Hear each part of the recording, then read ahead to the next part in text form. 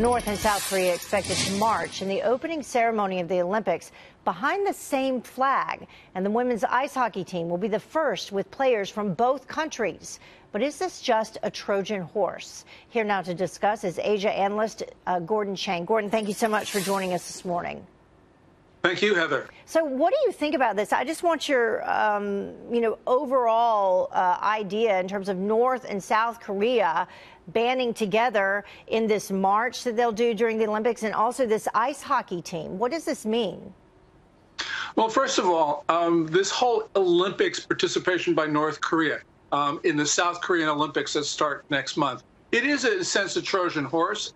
The North Koreans are trying to use the Olympics to create a sort of pro-North Korean feeling in South Korea. They want money from Seoul. They also want Seoul to move away from Washington, in other words, to drive a wedge between the two alliance partners. So the North Koreans are up to no good. Now, with regard to this women's ice hockey team, as you point out, this is the first time that North and South Korea are fielding a unified team in a sport. And the one thing that this has caused a problem for South Korea's Moon Jae-in, who is sort of very pro-North Korean, is that most South Koreans, not only conservatives, but also his own political base, don't like this.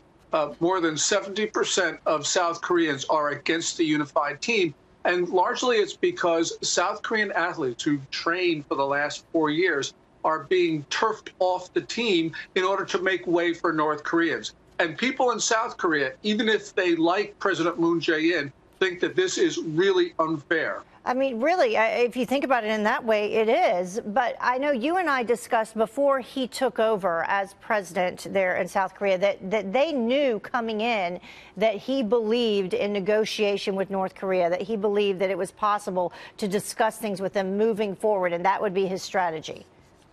Yeah, so he was chief of staff to Roh Moo-hyun, who was the most pro-North Korean of South Korea's president. He governed from 2003 to 2008. Roh Moo-hyun had a peace and prosperity policy, which was essentially giving unrestricted amounts of money to North Korea over an indefinite period of time, because the feeling was that North Korea would eventually come around. But the problem is that during Roh Moo-hyun's administration and during the preceding one of Kim Dae-jung, what happened was the North Koreans became more provocative as they got more and more of Seoul's money.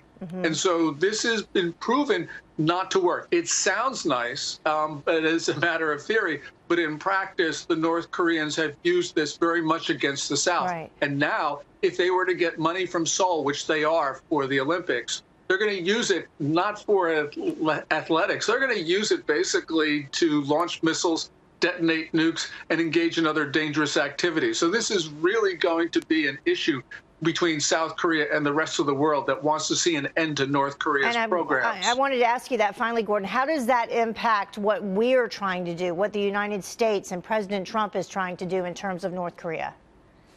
President Trump's main policy is to cut off money flows to North Korea. South Korea is paying the cost of hundreds of North Koreans who are going to attend the Olympics. There are just a few athletes, but there's a 140-strong art troupe, a 230 cheerleaders, a taekwondo instruction team, all the rest of these people, maybe 600-700, they're going to be paid for by South Korea. That undermines UN and U.S. sanctions. All right, Gordon Chang, live for us. Thank you, Gordon. We appreciate your insight as always. We certainly do.